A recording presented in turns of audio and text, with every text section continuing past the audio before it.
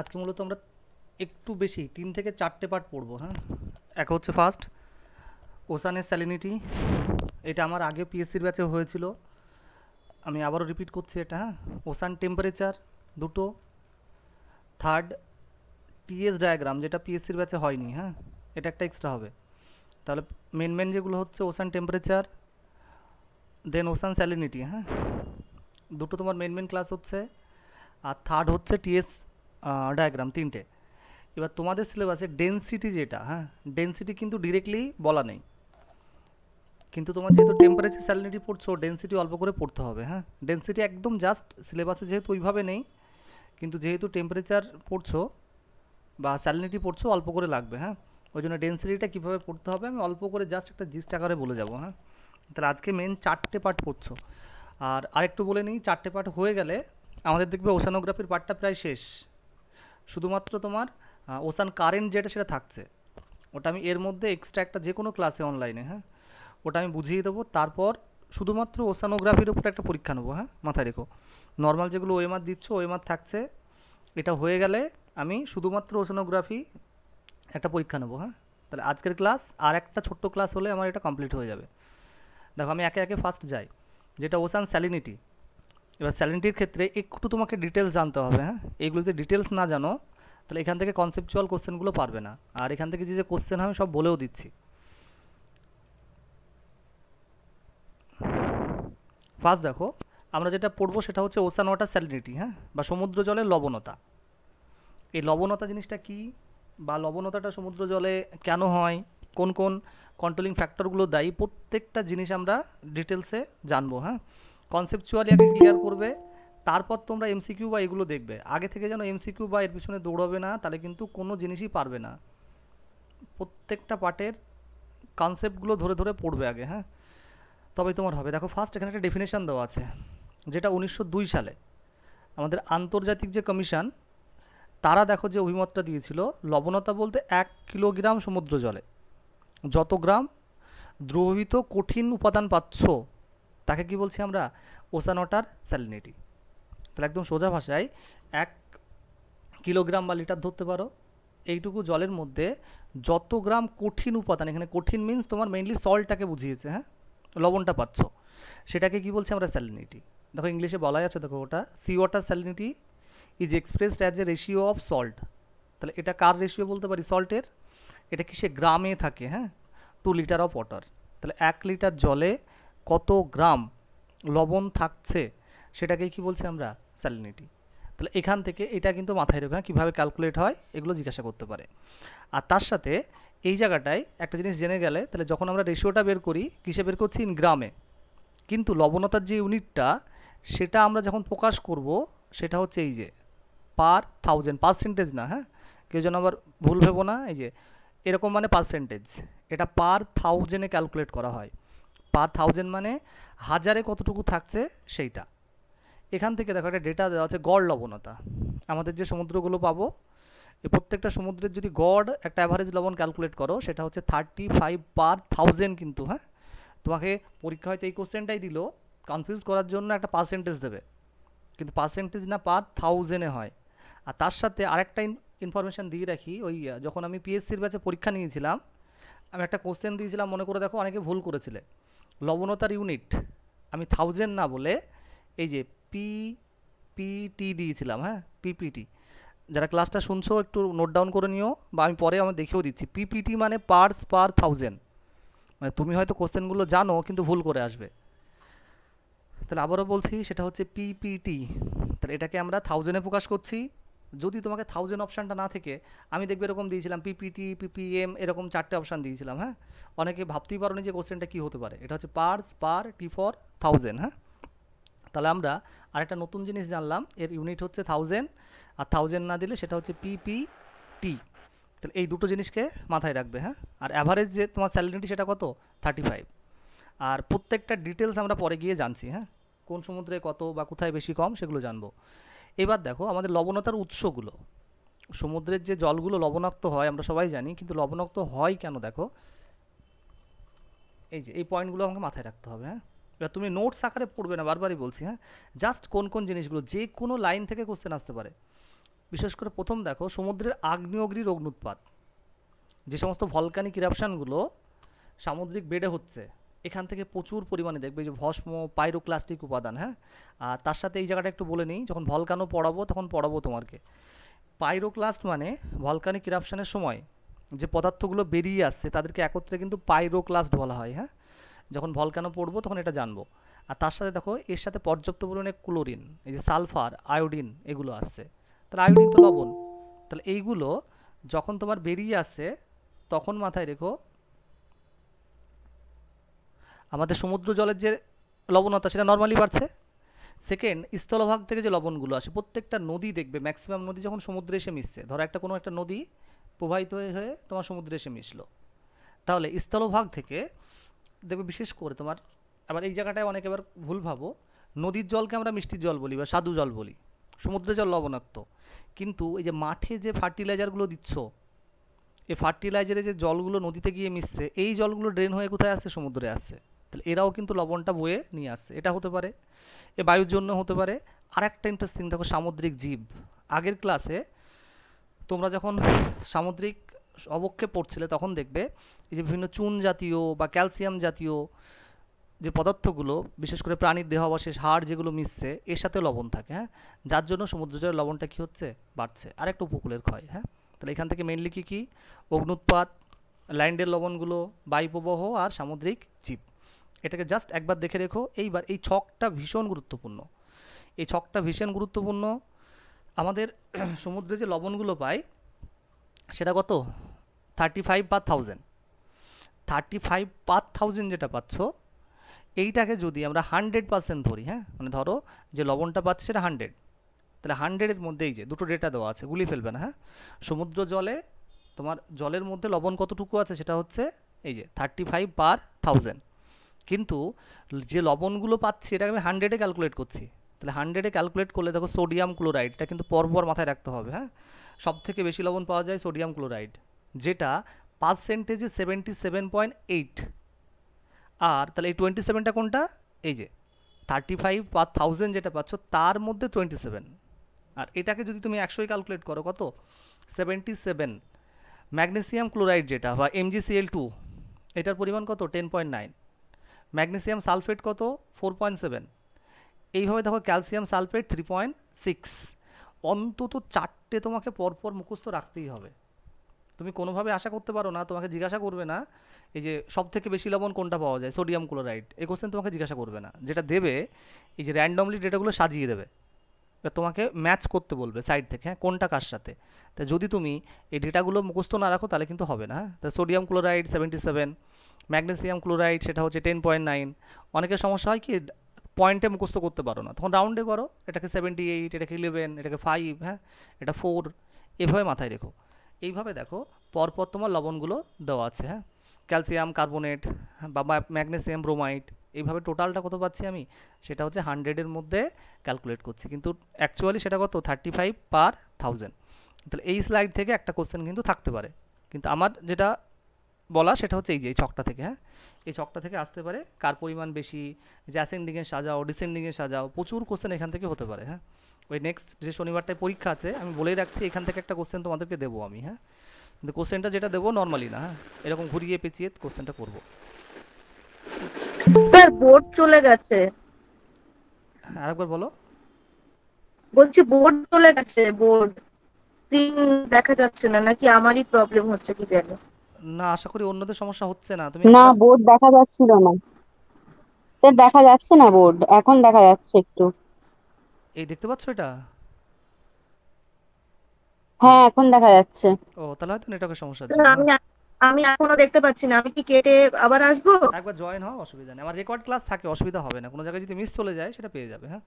দেখো এইবার এই লবণতার নির্ণয় কার সাহায্যে করবে, এই জায়গাগুলো তোমাকে কিন্তু ডিটেলস পড়ার দরকার নেই, জাস্ট নামগুলো মাথায় রেখো, হ্যাঁ। সমুদ্র জলের লবণগুলো থাকে, এইগুলো আমরা এই যে ট্রাইটেশন পদ্ধতি, হাইড্রোমিটার পদ্ধতি আর বৈদ্যুতিক পরিবাহিতা পদ্ধতি, হ্যাঁ, এইগুলোর সাহায্যে, এই মেথডগুলোর সাহায্যে কী করি?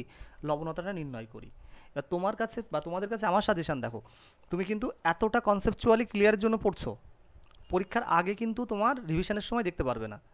ওই জন্য আমি তো একটা মেটেরিয়ালস দিই, সব থেকে বেস্ট তুমি লিখে নেবে, যেমন এই যে লবণতার নির্ণয়ের পদ্ধতি, হ্যাঁ, জাস্ট এই তিনটে নাম, সাইটেশন পদ্ধতি, হাইড্রোমিটার পদ্ধতি, আর একটা বৈদ্যুতিক পরিবাহিত পদ্ধতি, হ্যাঁ। তাহলে এইগুলো জাস্ট লিখে রেখো, হট করে পরীক্ষায় দিতেই পারে যে চারটে অপশান দিল, এর মধ্যে কোনটার দ্বারা তোমার লবণতা নির্ণয় করা হয়, হ্যাঁ। তাহলে এইগুলো তোমাকে মাথায় রাখতে হবে। এইবার এই যে সব থেকে বড় কোশ্চেনের জায়গা এই জায়গাটা, লবণতার তারতম্যের যে কারণগুলো হয়, হ্যাঁ, সেইগুলো দেখো আমরা এখান থেকে পড়বো, প্রত্যেকটা পয়েন্ট খুব ভালো করে পড়বে। আমরা দেখবে একদম পুরো ইজিলি অ্যাভয়েড করি এগুলোকে, যে লবণতা তো আমি পারবো, এ তো কিছু নেই, একদম না। এগুলোর মধ্যে প্রচুর কোশ্চেন হয়। দেখো ফার্স্ট বাষ্পীভবন, প্রত্যেকটার মধ্যে সম্পর্ক বোঝো। বাষ্পীভবন যেটা হিটের সাথে সম্পর্ক, যদি হিট বাড়ে, হিট বাড়লে ইভাপোরেশন বাড়বে, ইভাপোরেশন বাড়লে মাথায় রেখো জলগুলো সব বেরিয়ে যাবে, হ্যাঁ, কিন্তু লবণগুলো পড়ে থাকবে। বিশেষ করে দেখবে যখন রান্না বান্না করো, ধরো আজকের ডাল তুমি কালকে ফুটিয়ে খাচ্ছ, কালকে ফোটালে দেখবে ওটা বেশি লবণ মনে হয়। তার কারণ কি, তুমি যখন সেকেন্ড বার হিট করেছো জলগুলো উড়ে যায়, লবণগুলো কি পড়ে থাকে, তার জন্য এক্সট্রা করে আমরা জল মেশাই। তাহলে বাষ্পীভবন যেখানে বেশি, মানে সানলাইট যেখানে বেশি, সেখানে লবণতা কি হবে, বেশি হবে। এইবার তুমি যদি এই সেন্সে ধরো, তাহলে এই ছবিটার দিকে বোঝো, একটা ডায়াগ্রাম দেওয়া আছে, হ্যাঁ, এই যে এই ছবিটায় আমার ঠিক এই লাইন বরাবর, এটা হচ্ছে তোমার জিরোর লাইন, হ্যাঁ, এই যে এই যে ইকুয়েটর বা জিরো, হ্যাঁ, আমি লাইনটা টেনে দিচ্ছি তোমাদেরকে সুবিধা হবে। এই যে এই লাইনটা, এই যে রেড লাইনটা টানলাম জিরো, তাহলে এই লাইন বরাবর সানহিটটা সব থেকে বেশি। তাহলে সানহিটটা বেশি হওয়ার জন্য নিরক্ষীয় অঞ্চলের লবণতা সব থেকে বেশি হবে, এটা তো স্বাভাবিক ধারণা। কিন্তু মাথায় রেখো আর একটা পয়েন্ট যেটা, সেটা হচ্ছে হিটের সাথে সাথে সেটা হচ্ছে তোমার বৃষ্টিপাত, হ্যাঁ, এখানে কিন্তু বৃষ্টিপাতও বেশি হয়। তাহলে সানহিট যেমন বেশি, বৃষ্টিপাতও কি বেশি, যার জন্য নিরক্ষীয় অঞ্চলের লবণতা কিন্তু ততটাও বেশি হয় না। যদি তুমি বৃষ্টিপাতটাকে মানে সাইডে রাখো, সানহিটটা ধরো, তাহলে সব থেকে বেশি লবণতা কার হবে, নিরক্ষীয় অঞ্চলে। কিন্তু আমরা যখন পড়ছি, এই যে এই পয়েন্টটার দিকে দেখো, এই পয়েন্টটার দিকে দেখো, যেগুলো বললাম আমি, এখানে বিশেষ করে বলা আছে দেখো ক্রান্তীয় অঞ্চলে, ক্রান্তীয় অঞ্চলে তাপমাত্রা বেশি,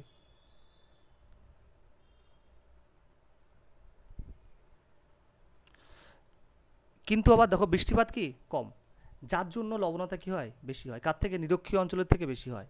তাহলে এখান থেকে একটা নতুন ইনফরমেশন তুমি জানলে, সেটা কি নিরক্ষীয় অঞ্চল কিন্তু লবণতা তোমার একটু কম, তার কারণ কি, সেটা হচ্ছে নিরক্ষীয় অঞ্চলে বৃষ্টিপাতটাও কি বেশি, হ্যাঁ। আবার দেখো এখানে আর কিছু এক্সাম্পল দেওয়া আছে, এগুলো আমি পরে আলাদা করে একটা করা আছে আমার, হ্যাঁ, সেখানে গিয়ে তোমাকে বলছি। সেকেন্ড দেখো অদক্ষেপণ, তাহলে অদক্ষেপণ বাড়লে জল তো অ্যাড হচ্ছে, আর জল অ্যাড হলে দেখো লবণতা কমবে, যার জন্য এই যে বলা আছে নিরক্ষীয় অঞ্চলে তাপমাত্রা বেশি থাকলেও বৃষ্টিপাতের জন্য কি হয়, এখানকার লবণতা কি হয়, কম। তাহলে ক্রান্তীয় আর নিরক্ষীয় এই দুটোর মধ্যে আমি কিন্তু লবণতা বেশি পেলাম কার, ক্রান্তীয়তে। নিরক্ষীয়তে কেন না, নিরক্ষীয়তে বৃষ্টিপাত বেশি হচ্ছে তাপমাত্রা বেশি হওয়া সত্ত্বেও, হ্যাঁ। তাহলে এই দুটো জিনিস মাথায় রেখো, এখান থেকে হয়তো তোমাকে অনলাইনে আর কোশ্চেন করবে, হ্যাঁ, যে নিরক্ষীয় অঞ্চলে তোমার তাপমাত্রা বেশি, একটা করলে তোমার ক্রান্তীয়তে বেশি, এরকম তিন চারটে অপশান দিল, বললে এদের মধ্যে ঠিককে বা ভুলকে, হ্যাঁ, এগুলো কনসেপচুয়ালি তোমাকে বুঝতে হবে। দেন দেখো নদীবাহিত জল, এটা একদম পুরো ইজিয়েস্ট কনসেপ্ট। যেখানেই দেখবে নদীগুলো এসে মিশছে, আমি একটু আগেই বলছিলাম নদীর জল মিষ্টি হয় বা স্বাদু হয়, তাই নদীর জল সমুদ্রে মেশা মানে সমুদ্র জলের লবণতা কী হবে, আস্তে আস্তে কমতে থাকবে। তো যত পরিমাণ নদী এসে মিশবে সেখানে লবণতা কী হবে, কমবে। দেন দেখো এই যে সমুদ্র জলের সঞ্চালন যেগুলো, হ্যাঁ, সঞ্চালনটা কি তোমাকে একটু বুঝিয়ে বলি। ধরো এইটা হচ্ছে সমুদ্রের বেড, যদি এই জায়গাটায় কোনো বেরিয়ার থাকে, হ্যাঁ, কোনো শৈলশিরা বা কিছু থাকে, তো এই জলগুলো দেখবে তোমার মিক্সড হয় না। আর মিক্স না হলে ধরো এখানকার স্যালিনিটি বেশি এই জায়গাটার, আর এই জায়গার স্যালিনিটি কম, তাহলে এদের তো মিক্সড হচ্ছে না। আর মিক্স না হলে দেখবে এর মধ্যে কোনো তফাৎ সে অর্থে পাচ্ছ না। কিন্তু জাস্ট ইমাজিন করো এই উচ্চভূমিটা নেই, তাহলে যত মিক্সড হচ্ছে তখন দেখবে হিউজলি কী হচ্ছে, লবণতাটা চেঞ্জ হচ্ছে, হ্যাঁ। তাহলে যেটা কম ছিল সেটা বেড়ে যাচ্ছে, যেটা বেশি ছিল সেটা কী হচ্ছে, কমে যাচ্ছে। যার জন্য যে কোনো ওপেন সমুদ্রে বা যে কোনো ওপেন জায়গায় লবণতাগুলো হিউজ পরিমাণে কী হয়, চেঞ্জ হয়। আর সেটা যদি ক্লোজড হয় সেক্ষেত্রে কিন্তু অতটা তোমার কি বলবো, মানে মিশ্রণটা হয় না, যার জন্য লবণতার চেঞ্জটাও হয় না, হ্যাঁ। এই যে এখানে দেখো লাইনগুলো বলা আছে, দেখো উন্মুক্ত সমুদ্রে প্রতিবন্ধকতা না থাকায় জল অনায়াসে দেখো এক জায়গা থেকে অন্য জায়গায় চলাচল করে, এই জন্য অধিক লবণাক্ত জল কম লবণাক্ত জলের সাথে মিশে কি হয়, লবণতার সমতা বজায় থাকে বা এটা চেঞ্জ হচ্ছে, হ্যাঁ। আর যদি ল্যান্ডলক হয়ে যায় তখন কি বললাম, সেটা উল্টো হবে। তারপরে এই যে বায়ুর চাপ আর বায়ু প্রবাহ, হ্যাঁ, এইটা আমি একটু পরে আসছি, আগে এগুলো বলে দিই। জোয়ার ভাটা দেখো, ওই জোয়ার ভাটাটা একই জিনিস, জোয়ারের জল বাড়লে নদীর সাথে সমুদ্রের যে তোমার মিক্সিং হচ্ছে, একই কনসেপ্ট, হ্যাঁ। এটা আর লাগছে না। এই যে অভিবৃষ্টি আর অনাবৃষ্টি, অভিবৃষ্টি মানে হচ্ছে এক্সেসিভ রেন, তাহলে যত রেনফল বাড়ছে লবণতা কী হচ্ছে, কমছে। আর অনাবৃষ্টি মানে খরা, মাথায় রেখো খরার সাথে কিন্তু সম্পর্কটা আলাদা, মানে খরা যদি বাড়ে তাহলে খরা বাড়লে কিন্তু তোমার তাপমাত্রা বাড়ছে, তাপমাত্রা বাড়লে লবণতা কী হচ্ছে, বাড়ছে। আর এক্সেসিভ রেন হলে রেনফলটা কি, মানে রেনফল তো বাড়ছে, রেনফল বাড়লে তোমার লবণতা কী হচ্ছে, কমে যাচ্ছে, হ্যাঁ। এই সম্পর্কগুলো মাথায় রেখো, এইটা দেখার দরকার নেই, ঘূর্ণিঝড়ের প্রভাব দেখার দরকার নেই। আর এখান থেকে যেটা বলছিলাম দেখো, যে বায়ু প্রবাহ, বায়ু প্রবাহের কাজও হচ্ছে একই জিনিস, মিক্সিং করতে সাহায্য করে। সেমভাবে বায়ুর চাপটা দেখো, আমরা পড়ি না লো প্রেশার হাই প্রেশার, কোনো একটা জায়গায় লো প্রেশার সৃষ্টি হলো, অন্য জায়গায় কি আছে, হাই প্রেশার। তাহলে হাই প্রেশার থেকে বায়ুগুলো কোথায় আসছে, লোতে, যার জন্য জলগুলো দেখো হাই থেকে কোথায় আসছে, লোতে। আর এর ফলে এই সমুদ্র জলের লবণতার যেটা হিউজ পরিমাণে কী হবে, মিক্সিং হবে, হ্যাঁ। আর মিক্সিং হওয়ার জন্য এই যে যে বেশি ছিল তার লবণতাটা কমে যাচ্ছে, যার কম ছিল সেটা কি হচ্ছে, বেড়ে যাচ্ছে। তাহলে এই ধরনের পয়েন্টগুলোকে জাস্ট লাইন টু লাইন তোমাকে পড়ে পড়ে দেখতে হবে। তাহলে এখান থেকে যেগুলো কোশ্চেন আসতে পারে আমি একবার আবার রিমাইন্ড বলছি, এই যে বাষ্পীভবন অধঃক্ষেপণ, এইটা দিয়ে একটা কোশ্চেন আসতে পারে, সেটা নিরক্ষীয় আর ক্রান্তীয়, বা তোমাকে বললো ক্রান্তীয় অঞ্চলে লবণতার পরিমাণটা বেশি কেন, হ্যাঁ, এইটা বলে কোশ্চেন হলো।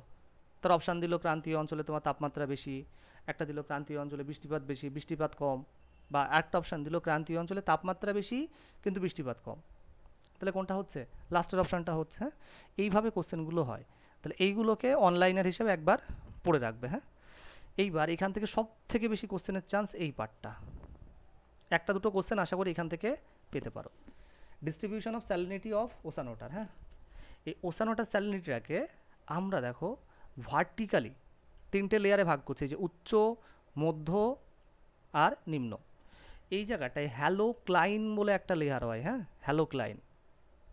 অনেক যারা সালের কোশ্চেন সলভ করছো বা প্রিভিয়াস ইয়ার দেখছো বা অন্যান্য কোশ্চেনগুলো দেখছো, আশা করি এই কোশ্চেনটা অনেকবার তুমি দেখবে। এই যে হ্যালোক্লাইন কি, থার্মোক্লাইন কি, ফাইনোক্লাইন কি, হ্যাঁ, এই প্রত্যেকটা কনসেপ্ট আমি আজকে আস্তে আস্তে ক্লিয়ার করছি, ভালো করে শোনো তোমরা, হ্যাঁ। প্রথম যেটা দেখবো সেটা হচ্ছে তোমার হ্যালোক্লাইন। হ্যালোক্লাইন বোঝার আগে এই ডায়াগ্রামটা খুব ভালো করে বুঝবে, এই যে এই ডায়াগ্রামটা, বা আরেকটা ডায়াগ্রাম আমার কাছে আছে যেটা ডিটেলসে দেওয়া আছে, দাঁড়াও,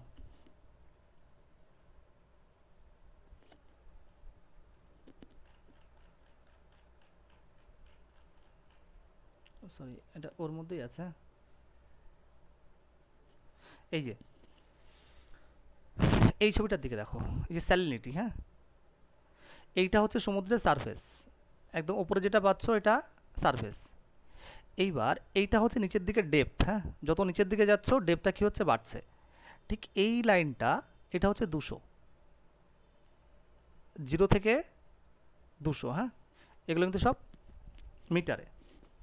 এইবার এই কার্ভটার দিকে তাকাও, 0 থেকে 200-র মধ্যে যত গভীরতার দিকে যাচ্ছি স্যালিনিটির কিন্তু সেই অর্থে কোনো পরিবর্তন হচ্ছে না।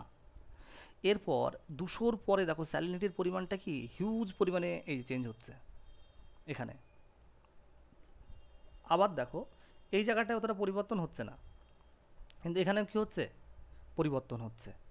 বিশেষ করে এই 200 মিটারের পর স্যালিনিটির যে হিউজ বা র্যাডিক্যাল যে চেঞ্জটা হচ্ছে, এই র্যাডিক্যাল চেঞ্জটাকে কি বলি আমরা, হ্যালোক্লাইন। এবার কী জন্য হয় বা এর কারণগুলো কি কি সেগুলো সব আমরা একে একে জানছি, দেখো।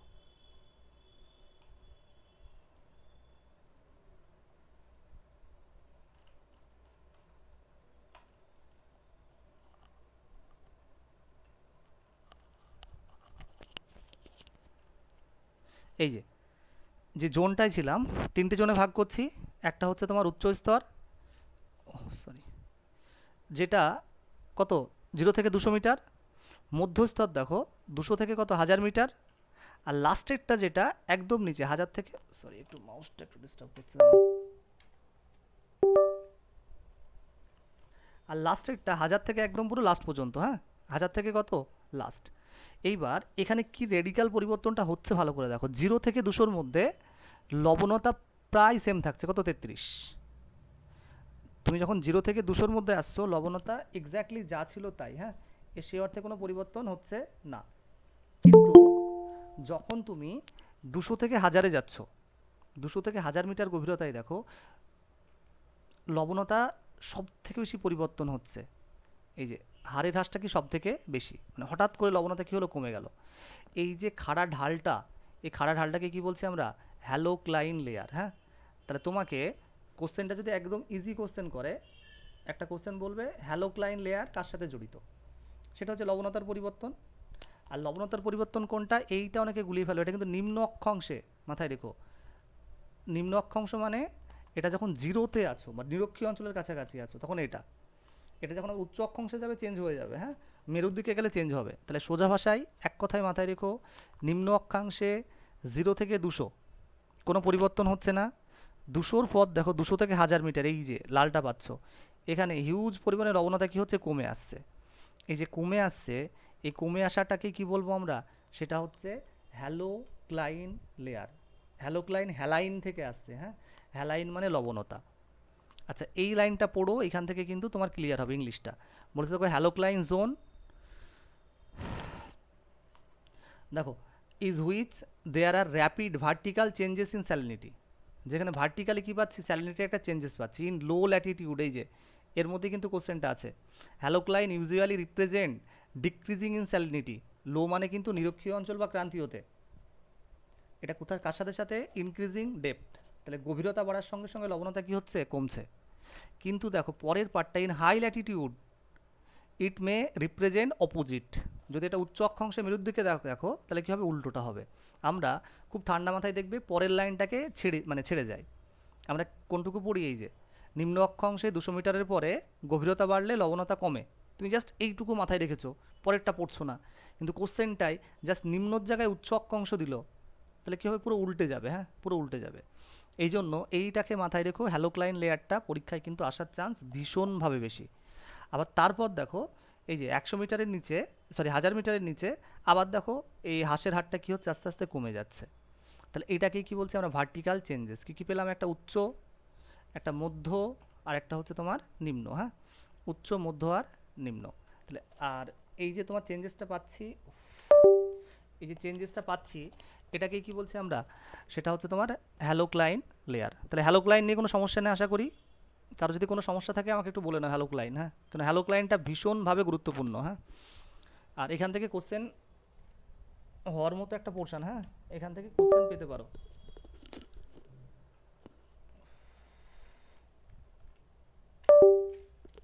মাউসটা প্রচণ্ড সমস্যা করছে, দেখো।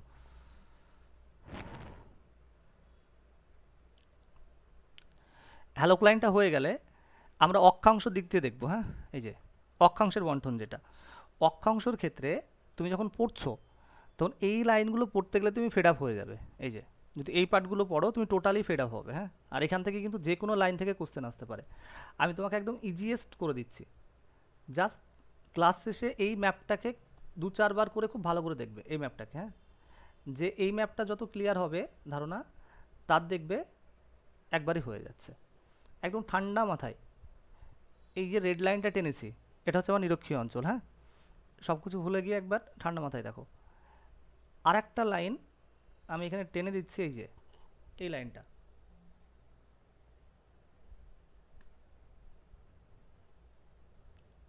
এই লাইনটা হচ্ছে আমার ক্রান্তীয় অঞ্চল। হ্যাঁ, যেটাকে টপিক অফ ক্যান্সার বলা হয়, কর্কট ক্রান্তীয়।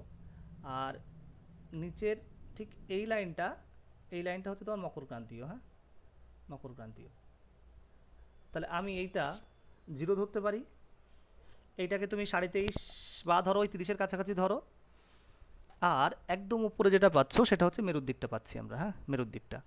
এইবার ইন জেনারেল নর্মাল যদি কনসেপ্ট আমরা ভাবি, তাহলে নিরক্ষীয় অঞ্চলে কি হচ্ছে, সানলাইট বেশি পড়ছে। তাহলে সানলাইট বেশি পড়ার জন্য এখানে লবণতা বেশি হওয়ার চান্সেস ছিল, কিন্তু বৃষ্টিপাতও বেশি, যার জন্য বেশি হচ্ছে না। খুব ভালো করে দেখো এই লাইন বরাবর, এই যে 35, 36 বা 35, তাহলে অ্যাভারেজ নিরক্ষীয় অঞ্চলে কত পাচ্ছ, সেটা হচ্ছে 34 বা 35 এর মধ্যে। কিন্তু একটু আগে পড়লাম ক্রান্তীয় অঞ্চল, ক্রান্তীয় অঞ্চলে তোমার তাপমাত্রা একটু কম হলেও বৃষ্টিপাতও কম, যার জন্য এই যে 37, 36 আমরা পেয়ে যাচ্ছি। হ্যাঁ, তাহলে নিরক্ষীয় থেকে ক্রান্তীয় অঞ্চলের লবণতা কি হলো, একটু হলেও বাড়লো। আবার যখন তুমি মেরুর দিকে যাচ্ছ, মেরুর দিকে দেখো তাপমাত্রা অনেক কম, যার জন্য এখানকার লবণতা অনেকটা কমে যাচ্ছে, 32, কোথাও 33, হ্যাঁ, বা এই যে দেখো 33 এরকম। তাহলে ইন জেনারেলি নিরক্ষীয় অঞ্চলে ক্রান্তীয় থেকে কম, তাহলে ক্রান্তীয়তে সব থেকে বেশি পাচ্ছি আমরা, হ্যাঁ, যদি এইভাবে ধরি। তারপরে কাকে পাচ্ছি, নিরক্ষীয়, তারপরে কাকে পাচ্ছ, সেটা হচ্ছে মেরু অঞ্চল। তাহলে এই তিনটে কনসেপ্ট যদি ক্লিয়ার হয়, তখন দেখবে তোমাকে এই পার্টটা পড়াটা একদম সোজা। এই যে এইবার অনেক সময় দেখবে এই ধরনের তোমার পার্টগুলো আছে, হ্যাঁ, প্যাসিফিকের, বা ধরো তোমার আটলান্টিকের, বা ধরো ভারতের। এবার তোমার তোমার কাছে না, এটা আমার কাছে মনে হতে পারে আমি এতগুলো মাথায় রাখবো কী করে, যে আটলান্টিকের কোন জায়গায় কেমন হচ্ছে না হচ্ছে। এবার দেখো আটলান্টিকের তিনটে ভাগ করেছে, নিরক্ষীয়, ক্রান্তীয় আর হিমমণ্ডল, হ্যাঁ। তুমি যদি ভারতের দেখো তাও তাই, নিরক্ষীয়, ক্রান্তীয়, মকর ক্রান্তীয়। তুমি যদি প্যাসিফিকের দেখো এক্স্যাক্টলি তাই, নিরক্ষীয়, ক্রান্তীয়, নাতিশীতোষ্ণ। এইবার তোমাকে ঘাবড়ানোর দরকারই নেই, আমি জাস্ট ম্যাপটাকে ফলো করি। তুমি যদি আটলান্টিক ধরো, এই যে আটলান্টিক, এই যে এই পারটা আটলান্টিক, তাহলে আটলান্টিকের মধ্যে আমরা ক্রান্তীয় পাচ্ছি, আটলান্টিকের মধ্যে আমরা নিরক্ষীয় পাচ্ছি, আবার দেখো আটলান্টিকের মধ্যে আমরা কি পাচ্ছি, তোমার মেরুও পাচ্ছি। তাহলে আগের কনসেপ্টটাই ফেরো তুমি, আটলান্টিকের মধ্যে নিরক্ষীয় যেটা, তাহলে আটলান্টিকের নিরক্ষীয় অঞ্চলে লবণতা কত, ওই যে 35-এর আশেপাশে। আটলান্টিকের যে ক্রান্তীয় যেগুলো, তার তাপমাত্রা কি একটু বেশি। আটলান্টিকের মধ্যে যারা তোমার মেরুর দিকে যাচ্ছ, তাদের তাপমাত্রা কি আরও কম। এবার তোমাকে ম্যাপ ওয়াইজ এই কনসেপ্টগুলো মাথায় রাখতে হবে, তবেই তুমি পারবে, নাহলে কিন্তু পারবে না, হ্যাঁ। আর একটা অদ্ভুত জিনিস তোমাকে বলি, সাউথের দিকে, সাউথের দিকে দেখো যে 34, 35 এরকম পাচ্ছ, হ্যাঁ, কিন্তু নর্থের দিকে কোথাও কোথাও দেখো 36, 37 এরকম পাচ্ছি। এই যে নর্থের দিকে একটু হলেও বেশি, কারণটাকে বলতে পারো, নর্থের দিকে তোমার স্যালিনিটি বেশি কেন, এই যে কোনো কোনো জায়গায় দেখো 36, 37 এরকম পাচ্ছি। এই কারণগুলো কেউ, এই যে ল্যান্ডের জন্য, ল্যান্ড থেকে যে লবণগুলো আসছে, হ্যাঁ, ল্যান্ড থেকে লবণগুলো আসার জন্য এই উপর দিকে কি হয়, বেশি হয়। তাহলে এই পার্টটা যেটা বলছিলাম দেখো, এই পার্টটা তুমি যদি আলাদা করে নাও পড়ো, আমি বলছি পড়বে না, হ্যাঁ, জাস্ট কারো যদি কনসেপচুয়াল জানার ইচ্ছা হয় একবার দেখতে পারো। এই যে আমি যেগুলো বললাম এক্স্যাক্টলি তাই লেখা আছে দেখো। তাহলে প্যাসিফিকের নিরক্ষীয় অঞ্চলে কত পাচ্ছি, 35-এর কাছে। ক্রান্তীয়তে একটু বেশি পাবো দেখো, 35.5 থেকে 36। তারপর যখন তুমি মেরুর দিকে যাচ্ছ, সেটা কি হচ্ছে, আস্তে আস্তে কমে যাচ্ছে। তাহলে এক্স্যাক্ট এই কনসেপ্টটা মাথায় রেখে তুমি এটাকে পড়ছো, হ্যাঁ। আটলান্টিকেও তাই, ভারতের ক্ষেত্রেও তাই, হ্যাঁ। তাহলে এইগুলো ঠিক ওইভাবে একটু পড়ে নিও, এই গুরুত্বর পার্টটা দেখার দরকার নেই, হ্যাঁ, গুরুত্বর পার্ট দেখার দরকার নেই। এইবার এই যে মরুসিকে ডেড সি বলা হয় কেন, এগুলো না দেখতে পারো, হ্যাঁ, এগুলো নিয়ে আমারই নেই। তবে হ্যাঁ, এই কোশ্চেনগুলো দেখে রেখো, কোশ্চেনের মধ্যেই কিছু কিছু তোমার অ্যান্সার লুকিয়ে আছে, হ্যাঁ। এই যেমন ভূমধ্যসাগর অপেক্ষা কৃষ্ণ সাগরের জল কম লবণাক্ত কেন হয়, এই ধরনের এগুলো একবার করে দেখে রাখতে পারো। আর আরেকটা জিনিস বলি দেখো, এই যে আইসো হ্যালাইন, হয়তো অনেকে জানো, আইসো হ্যালাইন, এগুলো এক একটা আইসো লাইন। এখানকার যে রেখাগুলো পাচ্ছ, এই যে 32, কোনোটা 35, কোনোটা 36, এই রেখাগুলোকে আমরা কি বলি, আইসো লাইন। তাহলে যখন কোনো একটা আইসো লাইনের সাহায্যে লবণতাকে দেখাচ্ছ, তখন তাকে কি বলবো, আইসো হ্যালাইন। এই যে বলাই আছে দেখো, সমুদ্র জলের সমান লবণাক্তযুক্ত অঞ্চলগুলোকে যার সাহায্যে তুমি টানছো, তাকে কি বলছি আমরা, আইসো হ্যালাইন। তাহলে এই কোশ্চেনটাও দিতে পারে, যে সমুদ্র জলের লবণতা আমরা কোন রেখার সাহায্যে দেখাই, সেটা হচ্ছে আইসো হ্যালাইন। যেমন উষ্ণতা হলে কি হয়, আইসোথার্ম, আর লবণতার ক্ষেত্রে কি হচ্ছে, সেটা আইসো হ্যালাইন, হ্যাঁ। তাহলে এইটুকু এখান থেকে খুব ভালো করে দেখছো, তার সাথে আমি কিছু অনলাইনার ইনফরমেশন তোমাদেরকে দিয়ে দিচ্ছি, হ্যাঁ। অনলাইনের ইনফরমেশন দেখো, এগুলো একবার দেখে নিও। এই যে এই ছকটা দেখবে, আমি পড়া শেষে পাঠিয়ে দিচ্ছি, এই ছকটা থেকে কোশ্চেন করতে পারে, হ্যাঁ। যেমন পৃথিবীর মধ্যে সব থেকে লবণাক্ত হ্রদ কোনটা, হ্যাঁ, যেটা এই যে ভ্যান তুরস্কের, যার লবণতা দেখো কত, 330/1000। তারপর দেখো মরুসাগর 240, হ্যাঁ। এইভাবে তোমার পরপর পরপর দেওয়া আছে, এগুলো একবার জাস্ট চোখ বুলিয়ে রেখো, হ্যাঁ। হয়তো বা আসবে না, কিন্তু যদি বাই চান্স আসে। এইবার এখান থেকে কিছু কিছু অনলাইনার ইয়ে আছে, এগুলো যেগুলো পড়লে সেগুলোই দেখো। এই যে গড় লবণতা কত, 35। আমরা গড় লবণতাকে কার সাহায্যে প্রকাশ করছি, সেটা হচ্ছে তোমার এই যে পার থাউজেন্ডে, হ্যাঁ। আর এটাকে আমি লিখেই দিয়েছি পিপিটি, পার্টস পার থাউজেন্ড, সেটা, হ্যাঁ, এটা মাথায় রেখো। আর লবণতা পরিমাপ করা হয় কোন যন্ত্রের সাহায্যে, স্যালিনোমিটার, হ্যাঁ, এটা মাথায় রেখো। আমরা লবণাক্ত মাপছি কার সাহায্যে, স্যালিনোমিটার। এইবার এইগুলো দেখবে না, এই সর্বপ্রধান লবণ কোনটা, কারণ এগুলো আমরা ছকের সাহায্যে দেখেছি, হ্যাঁ, যে ছকে দেখেছি, আর দেখবে না। দেন দেখো এই যে এটা আমি বারবার বলছিলাম তোমাদের দেখতে, লবণতা নির্ণয় করি কোন পদ্ধতিতে, টাইট্রেশন, হাইড্রোমিটার, হ্যাঁ, বা এই যেগুলো আমি আগেই তোমাকে বললাম ওগুলো। তো যেগুলো কনসেপচুয়ালি পড়ছো অনলাইন আর পড়বে না, এই যে কোন হ্রদে বেশি, এগুলো তুমি দেখেই ফেলেছো, এটা দেখছো না। তারপর দেখো এই যে হ্যালোক্লাইন লেয়ার, এখান থেকে আর পড়ছো না, ওখান থেকে পড়েই ফেলেছো, হ্যাঁ। এইভাবে এই যে আইসো হ্যালাইন কোনটা সেটা আমি তো বলেই দিলাম। এইভাবে অনলাইনের কিছু কনসেপ্ট আছে যেগুলোকে চাইলে দেখে নিতে পারো, হ্যাঁ, এইগুলো। আর এই পার্টটা দেখো, এই পার্টটা আমি তোমাকে ছবি দিয়ে বুঝিয়েছি, তাহলে এই পার্টটা যদি নাও দেখো তাহলে তোমার চলছে। বিশেষ করে এই পার্ট থেকে কয়েকটা ইনফরমেশান দেখে নেবে, হ্যাঁ। আর আজকেই যখন ক্লাস শেষ হয়ে যাবে একদম লিখে রেডি করে নেবে এটাকে। তোমাকে কিন্তু পুরো নোটস লিখতে হচ্ছে না, একদম মেনগুলো। বারবারই বলছি, নিজের হাতের লেখার থেকে বেটার কিছু হতে পারে না, হ্যাঁ। নিজের হাতের লেখা নোটসের থেকে বেটার কোনো কিছুই হতে পারে না। তাহলে আমি যেগুলো যেগুলো নেওয়ার জন্য বললাম সেইগুলো নিয়ে লবণতাকে রেডি করে ফেলছো, হ্যাঁ। তাহলে তোমার লবণতার পার্টটা দেখবে আর কোনো সমস্যা থাকছে না। আচ্ছা, কারো যদি কোনো কোশ্চেন থাকে এই স্যালিনিটি রিলেটেড একটু বলে নাও, হ্যাঁ, নাহলে আমি পরের পার্টগুলোতে যাচ্ছি।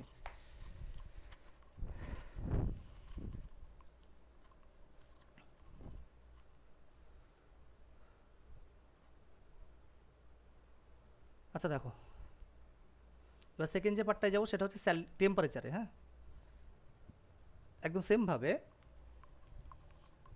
যেভাবে স্যালিনিটি পড়লে সেভাবে টেম্পারেচারটা দেখবে। টেম্পারেচার কি, এই যে এখানে দেখো বলা আছে ocean temperature is a measure of energy due to motion of molecules of the ocean, হ্যাঁ। তার মানে একটা সমুদ্রের মধ্যে যে মলিকিউলসগুলো থাকে, এই মলিকিউলসগুলো দেখবে তোমার মোশন হয়। মোশন মানে কি, ওই যে মুভমেন্ট যেটাকে বলছি আমরা, হ্যাঁ। তাহলে মুভমেন্টের জন্য যে এনার্জিটা তৈরি হচ্ছে সেটাই কি, সমুদ্র জলের উষ্ণতা। একদম সোজা ভাষায় এই যে মলিকুলসগুলো পরপর পরপর আছে, এগুলো দেখবে, এগুলোর মধ্যে মোশন বা মুভমেন্টগুলো হয়। তাহলে কোশ্চেন আসে মুভমেন্ট কী করে হয়, সেইগুলো দেখো, সেগুলো আমরা আজকে পড়বো। বলেছে দেখো স্থলভাগ, বায়ুমণ্ডল, এর মতো সেম দেখবে সমুদ্রের জল কি হয়, এই তাপের দ্বারা উত্তপ্ত হয়, হ্যাঁ। আর এই উত্তপ্ত হওয়াটাকেই কি বলছি আমরা, সমুদ্র জলের উষ্ণতা বা ওশান ওয়াটার টেম্পারেচার বলছি। এটা উত্তপ্ত হওয়ার যে প্রক্রিয়াগুলো, হ্যাঁ, এই যে তোমার রেডিয়েশন বা অ্যাবজর্পশন, কনভেকশন, কাইনেটিক এনার্জি, হ্যাঁ, এইগুলোকে না দেখতে পারো। কেন, আগের দিন যেটা তোমাকে হিট বাজেটে বলছিলাম একই জিনিস, হ্যাঁ। যেভাবে ল্যান্ড উত্তপ্ত হয় সে একই প্রসেসে কি হয় তোমার জল উত্তপ্ত হয়। তাহলে এইটাকে তুমি অ্যাভয়েড করে যেতে পারো। এইবার আমরা যেটা আসবো দেখো এইখান থেকে, মানে কোশ্চেনের চান্সেস বেশি, হ্যাঁ। আমাদের সমুদ্র জলের উষ্ণতার যে সমস্ত উৎসগুলো আছে এর মধ্যে সব থেকে প্রধান উৎস হচ্ছে তোমার ইনসুলেশন, হ্যাঁ।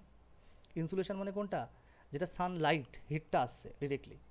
এছাড়াও দেখো আগ্নেয়গিরি থেকে হতে পারে, এই যে তোমার জলীয় বাষ্পের ঘনীভবন থেকে হতে পারে, জলের যে রাসায়নিক বিক্রিয়াগুলো হয় সেখান থেকে হতে পারে, হ্যাঁ।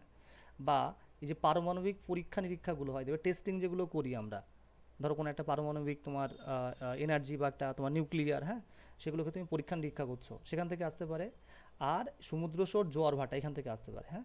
অতএব এইগুলো এইগুলো তোমাকে হয়তো দিল নিম্নলিখিত কোনটা সমুদ্র জলের উষ্ণতাকে বাড়ায় না, হ্যাঁ। তাহলে এই ধরনের কোশ্চেনগুলো খুব রেয়ারলি আসে, আর জানতে গেলে এই পার্টগুলো তোমাকে জানতে হচ্ছে, হ্যাঁ, এই পার্টগুলো। এইবার সেমভাবে কন্ট্রোলিং ফ্যাক্টর, এর কন্ট্রোলিং ফ্যাক্টর একদম সোজা। ফার্স্ট দেখো আগত সৌরকিরণ, হ্যাঁ, আগত সৌরকিরণ, সূর্য থেকে যে সানলাইটটা আসে এর মধ্যে অনেকগুলোর কোশ্চেনের অ্যান্সার আছে। দেখো এই যে 0 থেকে 200, হ্যাঁ, 0 থেকে 200 মিটার পর্যন্ত সানলাইটটা ইজিলি প্রবেশ করতে পারে, যার জন্য এইটাকে আমরা ফোটিক লেয়ার বা সারফেস লেয়ার বলি। ফোটিক লেয়ার বা সারফেস লেয়ার। ঠিক তারপর দেখো 200 মিটারের পরে সানলাইট আর প্রবেশ করতে পারছে না, যার জন্য আস্তে আস্তে এই যে রেখাটা দেখছো কমছে, তো তাপমাত্রা আস্তে আস্তে কী হচ্ছে, কমে আসছে। তাহলে এই যে তাপমাত্রা কমে আসছে এটাকে কি বলছি আমরা, থার্মোক্লাইন। ঠিক একটু আগেই দেখবে লবণতা কমছিল, সেটাকে বলেছিলাম হ্যালোক্লাইন। আর তাপমাত্রা যে কমছে তাকে কি বলছি আমরা, থার্মোক্লাইন, হ্যাঁ। তাহলে প্রথম যেটা পড়লাম সেটা হচ্ছে আগত সৌর কিরণ। তাহলে সৌরশক্তি দিনের বেলায় বেশি আসছে, বা যে সময়টায় বেশি আসছে সেই সময়টায় জলের উষ্ণতা কী হবে, বেশি হবে। আর যে সময়টায় কম আসছে সেখানে কি ডিরেক্টলি কমছে। তার সঙ্গে দেখো কি অ্যাঙ্গেলে আসছে, এই যে যদি লম্বভাবে পড়ে তাহলে আমরা কিন্তু হিটটা বেশি পাচ্ছি, আর যদি তির্যকভাবে আসে হিটটা কী হচ্ছে, কমছে। সেটা আরও ভালো করে বুঝবো কোথায়, এই যে অক্ষাংশ, অক্ষাংশের পয়েন্টটা যেটা একটু আগে তোমরা এসে দেখছিলে স্যালিনিটির ক্ষেত্রে, যে সমস্ত দেশগুলো দেখবে জিরো বরাবর আছে, এই যে বা নিরক্ষীয় অঞ্চল বরাবর আছে, এই সমস্ত অঞ্চলগুলোতে সানলাইটটা কি আসছে, পুরো লম্বভাবে আসছে। আর লম্বভাবে আসার জন্য এই সমস্ত অঞ্চলের তোমার টেম্পারেচারের পরিমাণটা কি হয় বেশি। আর যত তুমি আস্তে আস্তে তুমি মেরুর দিকে যাচ্ছ, সেটা আস্তে আস্তে কি হচ্ছে, কমছে। বিশেষ করে বলেছে দেখো, নিরক্ষীয় অঞ্চলে সূর্য শক্তি তোমার লম্বভাবে পড়ে, যার জন্য এই অঞ্চলের উষ্ণতা বেশি। কত?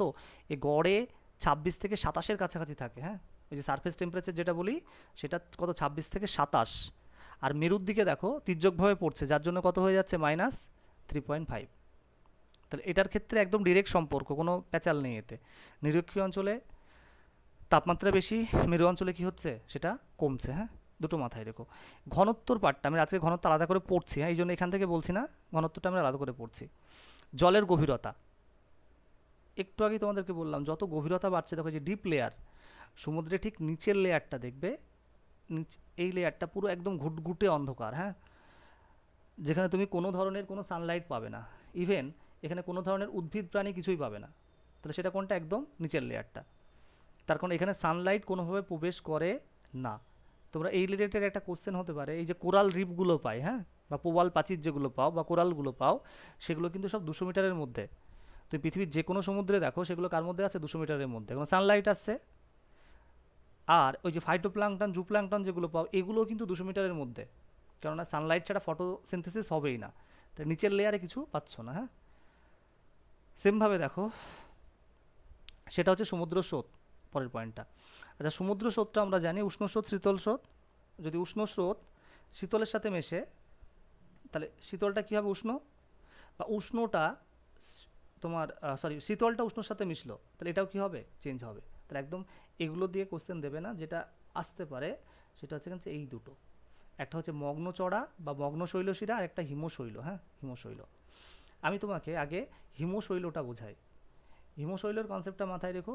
ধরো তুমি গরমকালে 1 গ্লাস জল খাচ্ছ, হ্যাঁ, এই জলের মধ্যে এক টুকরো আইস নিলে, এই যে ডিপ ফ্রিজ থেকে, জলটা কিন্তু নর্মাল জল ছিল, ফ্রিজ জল না। হ্যাঁ, এই আইসটার জন্য পুরো গ্লাসের জলের তাপমাত্রা কী হবে, কমে যাবে না?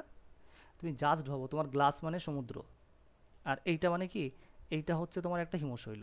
তাহলে এ যত গলছে, তত দেখো সারাউন্ডিং তাপমাত্রা কী করছে, কমিয়ে দিচ্ছে। হ্যাঁ, তাহলে হিমশৈল বাড়া মানে কিন্তু তোমার, যদি এটা গলে, তাহলে ডিরেক্টলি কী হচ্ছে, উষ্ণতা কিন্তু তোমার চেঞ্জ হচ্ছে। হ্যাঁ, আর যদি তুমি এইটাকে অ্যালবেডো দিয়ে ভাবো, তাহলে কিন্তু আর আলাদা। আমরা আগের ক্লাসে পড়ছিলাম সাদা জিনিস অ্যালবেডো কী হয়, বেশি হয়। এই হিটটা পড়ার সঙ্গে সঙ্গে দেখো এর উপর থেকে হিটটা কী হচ্ছে, আবার বেরিয়েও যাচ্ছে। হ্যাঁ, বেরিয়েও যাচ্ছে, সেই ক্ষেত্রে নেগেটিভ ইম্প্যাক্ট আসবে। কিন্তু আমরা সবাই জানি এর ম্যাক্সিমাম পার্টটা জলের তলায় থাকে। হ্যাঁ, একদম অল্প পোর্শন কোথায়, জলের উপরে। আর আরেকটা দেখো, যেটা বললাম মগ্ন শৈলশিরার অবস্থান, এই যে শৈলশিরা কোনগুলো, মগ্ন, ধরে নাও এইটা সমুদ্রের বেড। হ্যাঁ, এই যে মগ্ন শৈলশিরাগুলো যখন এইগুলো আস্তে আস্তে গলতে থাকে, হ্যাঁ, তখন মাথায় রাখবে এর মধ্যে কিন্তু প্রচুর পরিমাণে তোমার নুড়িবালি থাকে। এই নুড়িবালিগুলো গিয়ে বেডের ওপর জমা হয়, আর বেডের ওপর যত জমছে, সমুদ্রের যে ডেপটা ছিল সেটা কি হচ্ছে, আস্তে আস্তে কমে আসছে। তাহলে সমুদ্রের এই পর্যন্ত ডেপ ছিল, সেটা কোথায়, এখানে, তা জলটা কোথায়, উপরে আসছে।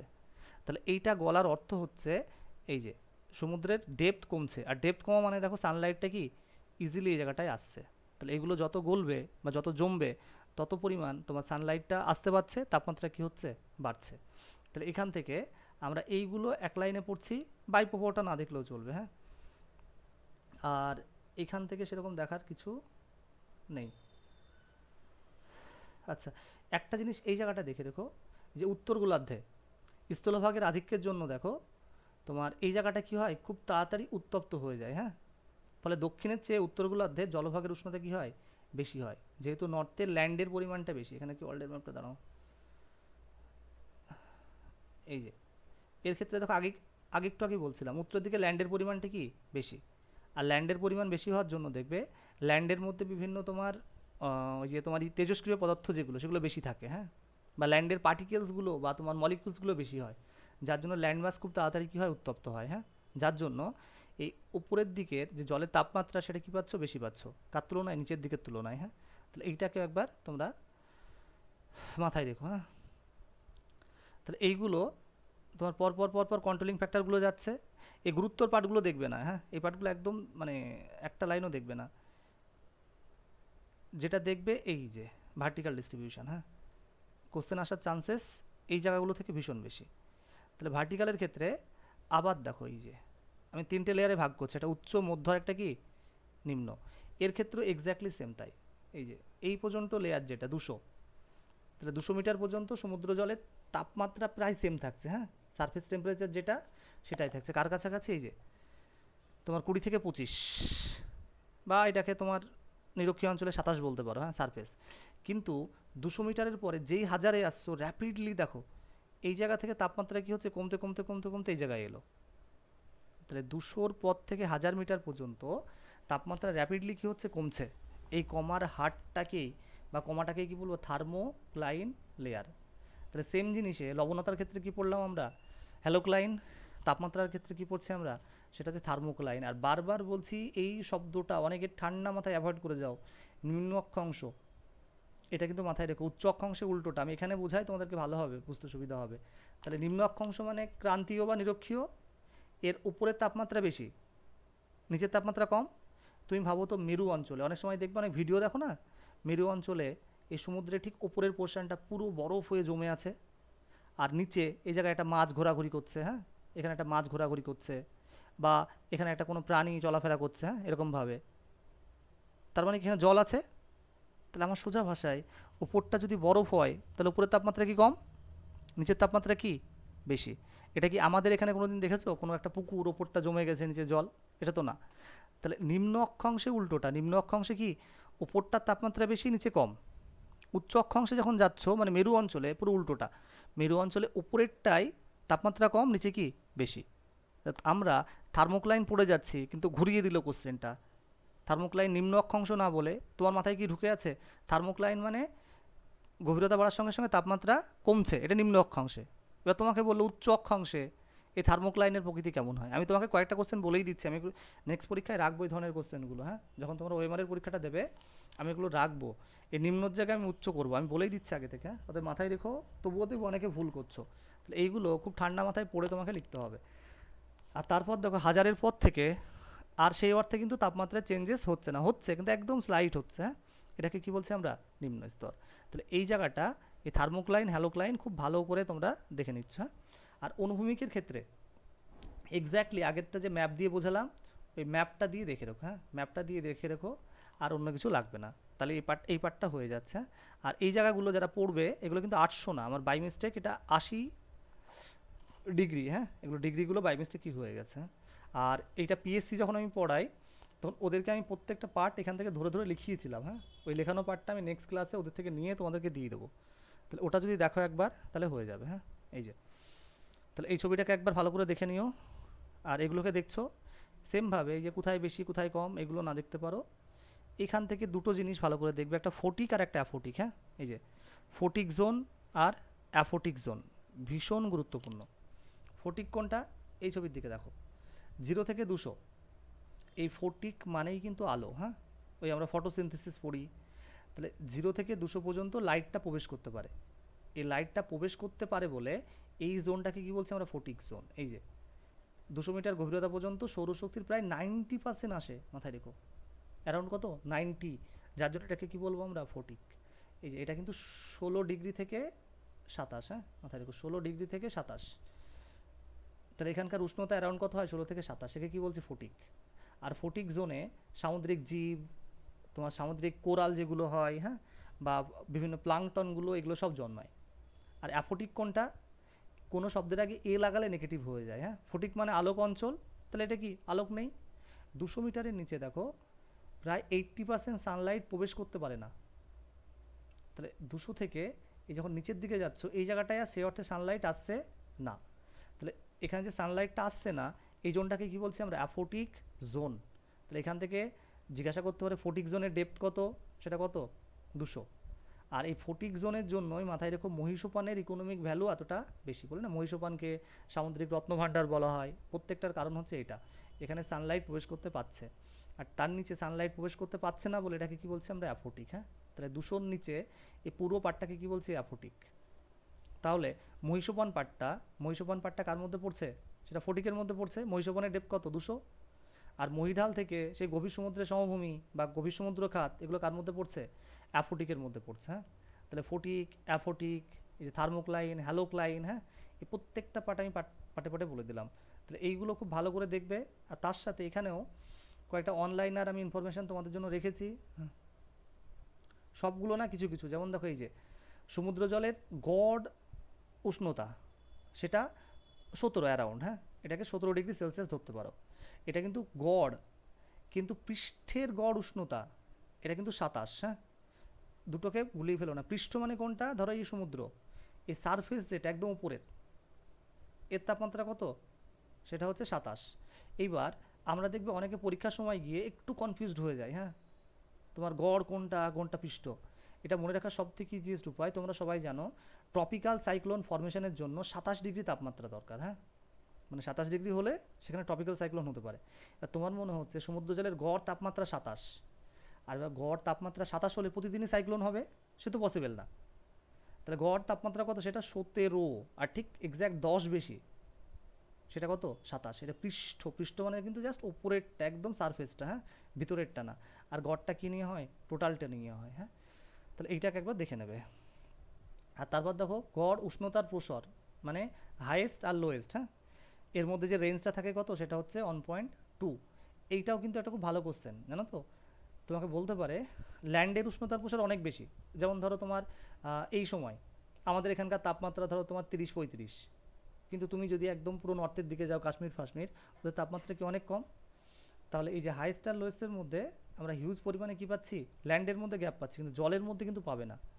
তুমি জলের মধ্যে এই তাপমাত্রার পরিবর্তন খুবই অল্প হয়, তার কারণ জলের মধ্যে দেখবে যে পদার্থগুলো থাকে এগুলো হোমোজেনাস হয়, হ্যাঁ, মানে একই প্রকৃতির, যার জন্য রেঞ্জটা কি কম হয়। আর ল্যান্ডের ক্ষেত্রে কি এগুলো হেটারোজেনাস, যার জন্য রেঞ্জটা অনেক বেশি হয়, হ্যাঁ। সেমভাবে দেখো এই যে পৃষ্ঠ জলের তাপমাত্রা সেটা মাপা হয় স্ট্যান্ডার্ড থার্মোমিটার, হ্যাঁ, বা গভীর জলের উষ্ণতা মাপা হয় রিভার্স থার্মোমিটার। এই দুটো শব্দ মাথায় রেখো। সারফেস যেটা সেটাকে আমরা স্ট্যান্ডার্ড থার্মোমিটার, আর গভীর জলের উষ্ণতা রিভার্স থার্মোমিটার, হ্যাঁ, এই দুটো জিনিস মাথায় রেখো। আর এখান থেকে এটা প্রতি 2 ডিগ্রি অক্ষাংশ বৃদ্ধির জন্য আমাদের তাপমাত্রার যে পরিবর্তনটা হচ্ছে,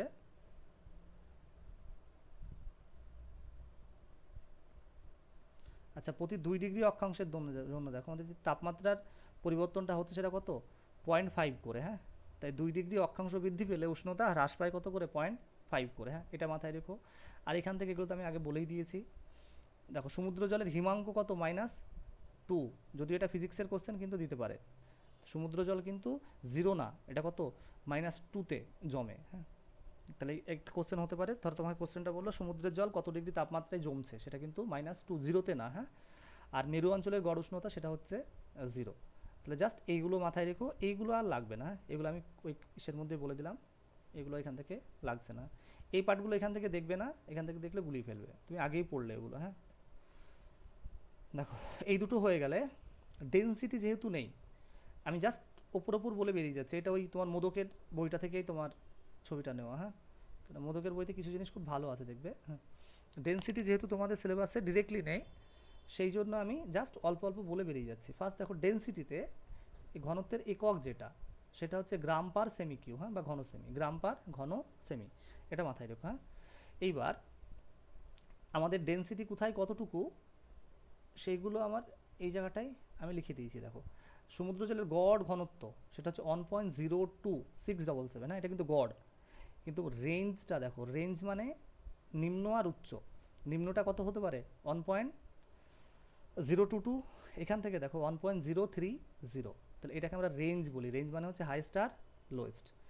আর এক্স্যাক্ট গড় কত, 1.02। তাহলে এই গড়টা তোমাকে মাথায় রাখতে হবে, হ্যাঁ। আর এটাকে কার দ্বারা ক্যালকুলেট করছি, সেটা হচ্ছে তোমার ইউনিটটা হচ্ছে গ্রাম পার ঘন সেমি, বা সেমি কিউ যেটাকে বলি আমরা, হ্যাঁ। তাহলে এটাকে মাথায় রেখো। আর এখান থেকে সেরকম তোমার অতটা দেখার দরকার নেই, কিন্তু একটা জিনিস লাগবে, সেটা হচ্ছে এই যে যাকে ফাইনোক্লাইন বা বাংলায় পিকনোক্লাইন বলা হয়। ফাইনোক্লাইন বা পিকনোক্লাইন কোনটা, আমরা এই ছবিতে এই যে তাপমাত্রার জন্য যেটা পেলে সেটা কি থার্মোক্লাইন, স্যালিনিটির জন্য যেটা পেলে সেটা কি হ্যানোক্লাইন, আর ডেনসিটির জন্য যেটা পাচ্ছ সেটা কি ফাইনোক্লাইন। আর বাংলায় দেখবে ওটাকে পিকনো বলা হয়, হ্যাঁ। ইংলিশে যদি উচ্চারণ করো ফাইনোক্লাইন, বাংলায় পিকনোক্লাইন। এই শব্দটাকে খুব ভালো করে মাথায় রেখো, হ্যাঁ। তার কারণ কোশ্চেন এরকমও দিতে পারে, এই সাইড ও সাইড মেলাও। তাহলে তাপমাত্রার জন্য থার্মোক্লাইন, স্যালিনিটির জন্য কি হ্যালোক্লাইন, আর ডেন্সিটির জন্য সেটা কি পিকনোক্লাইন। কনসেপ্ট পুরো একই, এই যে 200 মিটার পর্যন্ত চেঞ্জ হচ্ছে না, 200 পরে কি র্যাপিডলি চেঞ্জ হচ্ছে, হ্যাঁ কার চেঞ্জ হচ্ছে, ডেন্সিটি। তো ডেন্সিটির চেঞ্জটাকে কি বলবো আমরা, এই যে ফাইনোক্লাইন। স্যালিনিটির চেঞ্জকে কি বললাম আমরা, হ্যালোক্লাইন। তাপমাত্রার চেঞ্জকে কি বললাম আমরা, থার্মোক্লাইন। তাহলে এই শব্দগুলো এখান থেকে মাথায় রেখে, এখানে বলেই দিয়েছে দেখো 200 থেকে 1000 মিটার, হ্যাঁ এই গভীরতা বৃদ্ধির সঙ্গে সঙ্গে ঘনত্ব বৃদ্ধির হার কি হয় সব থেকে বেশি। তাহলে এটাকে কি বলছি আমরা, তোমার ফাইনোক্লাইন। আর এটাকে কার সাহায্যে মাপছি, সেটা হচ্ছে এই যে হাইড্রোমিটার যন্ত্রের সাহায্যে, হ্যাঁ আমরা হাইড্রোমিটার যন্ত্রের সাহায্যে এটাকে ক্যালকুলেট করি। তাহলে জাস্ট এই শব্দগুলো যেগুলোকে আমি হাইলাইট করলাম সেগুলোকে দেখে রাখছো। এইবার কন্ট্রোলিং ফ্যাক্টর যদি দেখি আমরা, হ্যাঁ কন্ট্রোলিং ফ্যাক্টর জাস্ট একবার চোখ বুলাতে পারো। প্রথম লবণতাটা বলি, স্বাভাবিক লবণতা যদি বাড়ে তাহলে ডেন্সিটি কী হবে, বাড়বে। আর ডেন্সিটি মানেই তো এটা জলের মধ্যে কী পরিমাণ তোমার মলিকিউলস বা তোমার মাসগুলো আছে। তাহলে এই লবণ তো নিজেই একটা মাস। তাহলে সমুদ্র জলের লবণতা হ্রাস পেলে ঘনত্ব কীভাবে হ্রাস পাবে, আর লবণতা বাড়লে কী হবে, এটাও বাড়বে। সেকেন্ড দেখো চাপের সাথে, এই যে বায়ুমণ্ডলীয় চাপ এটা বৃদ্ধির ফলে দেখো আপেক্ষিক তাপ কী হয়, বৃদ্ধি পায়, যার ফলে জলের সংকোচন ঘটায়। হ্যাঁ এবার সংকোচন প্রচলন শোষণের সঙ্গে এর সম্পর্ক আছে, সেটা কি আমি তোমাকে এই বইটা থেকে বোঝাচ্ছি। এই যে মোদকের এই বইটা একবার দেখো, তোমার এই জিনিসগুলো একটু ক্লিয়ার হবে। হ্যাঁ এই যে বলা আছে দেখো, সমুদ্র জলের লবণতার সঙ্গে বায়ুমণ্ডলের চাপের সরল সম্পর্ক। হ্যাঁ এই যে চাপ কম হলে বায়ু জলকে অতটা সংকোচন করতে পারে না। হ্যাঁ সংকোচন না মানে কি, এটা প্রসারিত হয়ে আছে, আর অনেকটা জায়গা ছড়িয়ে থাকা মানে কি ঘনত্ব কী হবে, কম। তাহলে চাপ যদি কম হয় ঘনত্ব কী হচ্ছে, কম। আর চাপ যদি বাড়ে জলগুলো কী হয়েছে, সংকুচিত হয়ে যাচ্ছে, তাহলে ঘনত্ব কী হবে, বাড়বে। মানে জলগুলো যত একদম ক্লোজ থাকছে তত দেখো ডেন্সিটি কী হচ্ছে, বাড়ছে। তাহলে এইটাকে মাথায় রেখো। এইবার উষ্ণতার সাথে সম্পর্কটা একটু পেঁচিয়ে, হ্যাঁ যেটা আমরা টিএস ডায়াগ্রাম দিয়ে আবার পড়ব। উষ্ণতার ওপর জিনিসটা খুব ভালো করে বুঝবে। হ্যাঁ উষ্ণতার ওপর স্যালিনিটি ডিপেন্ড করে, লবণতা। তুমি যদি উষ্ণতার সাথে লবণতা দিয়ে দেখো একরকম হবে, আর শুধু যদি উষ্ণতা দেখো তাহলে কিন্তু আলাদা হবে। হ্যাঁ ওই যখন পিএসসির ক্লাস আমি এগুলো বলছিলাম তখন ক্লিয়ার করে বলেছিলাম, দেখবে যে উষ্ণতা স্যালিনিটি ডেন্সিটি সম্পর্ক এক, আবার শুধু উষ্ণতার সঙ্গে কি সম্পর্ক অন্য। ডিরেক্টলি দেখো বলা আছে উষ্ণতা যদি দেখো শুধুমাত্র, বারবার বলছি স্যালিনিটি না, কেন উষ্ণতা চেঞ্জ হলে স্যালিনিটির চেঞ্জ হয়, স্যালিনিটির চেঞ্জ হলে ডেন্সিটির চেঞ্জ হয়। তাহলে সমুদ্র জলের উষ্ণতার সঙ্গে ঘনত্বের সম্পর্ক কি, ব্যস্তানুপাতিক। কারণটা ভালো করে বোঝো, উষ্ণতা যদি বাড়ে তাহলে দেখো এই যে জলকণা কী হয়, প্রসারিত হয়। দেখবে ওই যে তোমার একটা দুধ বা লিকুইড গরম করছো, জলটা পুরো একদম দেখবে ফুলের মতো যায় না, হ্যাঁ তখন ঘনত্ব কী হচ্ছে, হ্রাস পাচ্ছে। আর উল্টোটা হলে তোমার দেখো ঘনত্ব কী হচ্ছে, বাড়ছে। তাহলে এই জায়গাটায় সম্পর্ক ব্যস্তানুপাতিক। তাহলে অনলাইনের মাথায় রাখতে পারো, সেটা হচ্ছে উষ্ণতার সাথে শুধুমাত্র উষ্ণতা ব্যস্তানুপাতিক, শুধুমাত্র লবণতার সঙ্গে কি সমানুপাতিক, আর চাপের সঙ্গে কি সরল সম্পর্ক। হ্যাঁ জাস্ট 3টে লাইন এখান থেকে। হ্যাঁ এই যে রেড করা আছে যে 3টে লাইন, এই পুরো জিনিসগুলো পড়ার কোনো দরকার নেই, 3টে লাইন মাথায় রাখবে। হ্যাঁ তাহলেই হয়ে যাচ্ছে। ডেন্সিটি তোমাদের সিলেবাসে আলাদা করে নেই, হ্যাঁ আলাদা করে নেই, এখানেও সেগুলো বলা আছে। তাহলে আমাদের তাপমাত্রা হলো, লবণতা হলো, এর স্যালিনিটি হলো, হ্যাঁ এইগুলো কিন্তু মানে নিজেরা লিখে নিও সব থেকে বেটার। হ্যাঁ এই প্রিন্ট দেওয়া মানে তোমাকে এতগুলো জিনিস মাথায় চেপে যাবে। হ্যাঁ যদি লিখে নাও হয়তো 3 পেজে হয়ে যাচ্ছে কমপ্লিট পুরো জিনিসটা। আচ্ছা এখান থেকে কারো কোনো কোশ্চেন থাকলে আমাকে বলতে পারো। হ্যাঁ বা যদি কারো মনে হয় এখানে অসুবিধা হচ্ছে ক্লাসে এসে আগে বলে নিতে পারো। এইবার টিএস ডায়াগ্রাম, এটা কিন্তু সিলেবাসে আছে, টিএস ডায়াগ্রাম তোমাদের সিলেবাসে আছে হাইলাইট করা। টিএসটা ভালো করে দেখো, এই যে টি ফর টেম্পারেচার, এস ফর কি, স্যালিনিটি।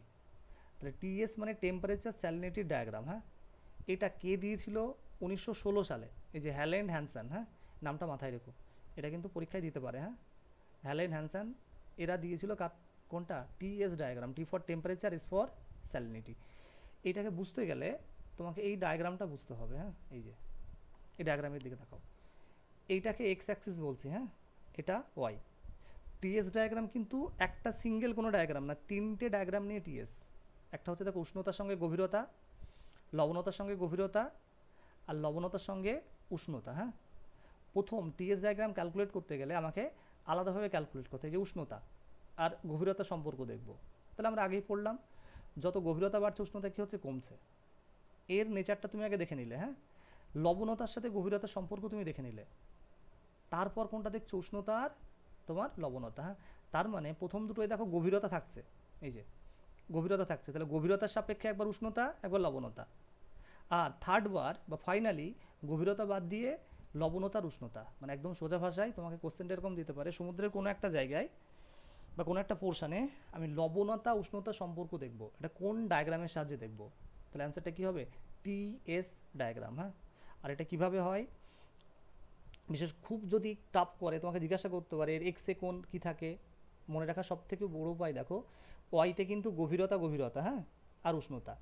তাহলে ওয়াইতে গভীরতা উষ্ণতা, আর এক্সে কি, এই যে লবণতার উষ্ণতা। হ্যাঁ, তাহলে এক্সে লবণতার উষ্ণতা, এইভাবে মাথায় রেখো যদি খুব টাফ করে।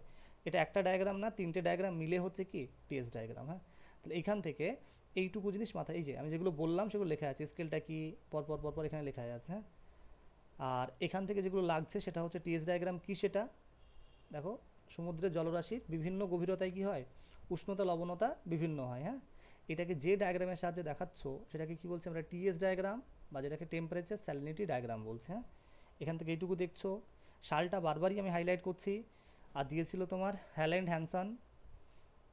এখান থেকে এক্সে কি ওয়াইতে কি দেখছো, আর কিভাবে করা হয় দেখছো। হ্যাঁ, আর এইগুলো ডিটেলসে যাবে না। হ্যাঁ, এইগুলো ডিটেলসে যাওয়ার দরকার নেই, এই যে সম্পর্ক কি এত সব কনসেপচুয়াল পড়ার দরকার নেই, জাস্ট এইটুকু জিনিস মাথায় রাখবে। হ্যাঁ, কারণ এইটা এখান থেকে এইটুকুই আশা করি দেবে, তার বাইরে আর দেবে না। হ্যাঁ, তার বাইরে দেবে না, কি কেন হয় বা কী জন্য করছো এইটুকু। আচ্ছা, তাহলে এই চারটে পার্টের